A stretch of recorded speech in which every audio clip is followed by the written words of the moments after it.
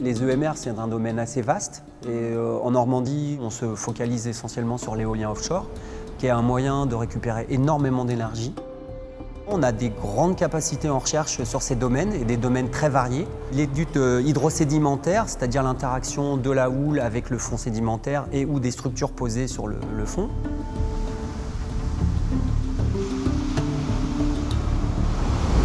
On peut aussi travailler sur tout ce qui est l'hydrodynamique marine, c'est-à-dire la stabilité de ces structures en mer, typiquement l'impact de vagues sur les structures pour qu'elles se tiennent, qu'elles survivent dans des conditions extrêmes. On travaille aussi sur le contrôle non destructif pour voir le vieillissement de ces machines dans le temps. L'aspect biologie aussi, impact de ces structures sur la biologie marine. L'aspect électrotechnique, maintenance, logistique aussi. Pour que ces énergies deviennent compétitives économiquement et qu'elles deviennent peu chères ou du moins du même ordre de prix que les autres, il faut optimiser ces technologies pour faire des gains, aussi bien en termes de production, en termes de coût, en termes de fiabilité et en termes de durée de vie. Les fermes offshore sont en général d'implantation industrielle, c'est-à-dire avec des schémas relativement carrés.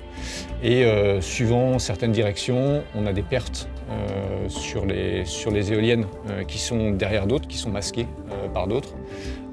Et du coup, notre travail, c'est de comprendre quels vont être les effets de turbulence et les effets de fatigue sur les éoliennes qui sont à l'aval, et également comprendre quelles sont potentiellement les pertes de puissance qu'on puisse avoir et comment les optimiser, comment corriger ou comment amoindrir ces effets de sillage par éventuellement des contrôles commandes avancés. Et donc il y a toute une partie modélisation, il y a toute une partie analyse des données de la flotte. Et enfin, un domaine qui est encore plus mathématique, qui touche à la reconstruction des champs de vent et de la turbulence, qui nous permettent d'avoir le vent le plus réaliste possible et de pouvoir le transférer dans nos modèles de sillage, d'aérodynamique avancée, pour avoir les charges les plus précises. On a un domaine qui est important aussi, qui touche à la maintenance préventive.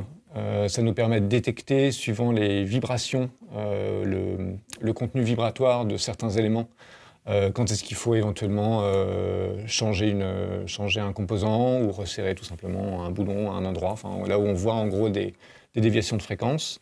Et on a aussi un petit groupe qui s'occupe de l'intégration réseau.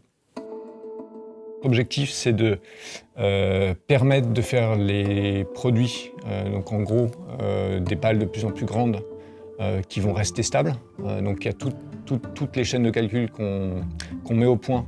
C'est dans cet objectif-là, pouvoir continuer à monter en taille. Et le deuxième point, c'est de l'optimisation pour améliorer la compétitivité des fermes qui sont déjà existantes. On fait à la fois des nouveaux modèles, des nouveaux produits et de l'optimisation de fermes. Au niveau des projets que j'ai menés et qui ont un intérêt pour les industriels normands, le projet Tiger, en fait, qui est un projet d'envergure qui nous permet d'aller vers la réduction des coûts de cette énergie, par exemple hydrolienne ici.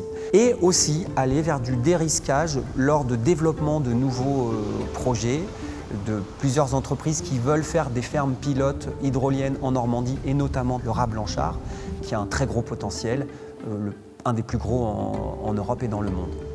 On peut arriver à court terme sur un mix énergétique presque 100% renouvelable. La ressource, elle existe et il faut juste, entre guillemets, juste aller chercher ces énergies-là et les transformer en énergie utilisable. La Normandie, elle a un littoral qui est extrêmement favorable, aussi bien pour l'éolien offshore comme pour l'hydrolien. C'est ça vraiment nos deux forces, avec beaucoup de potentiel en parc éolien posé ou le Raz Blanchard pour l'hydrolien. Et là, cette synergie-là ne peut que aboutir à du bon, à mon sens.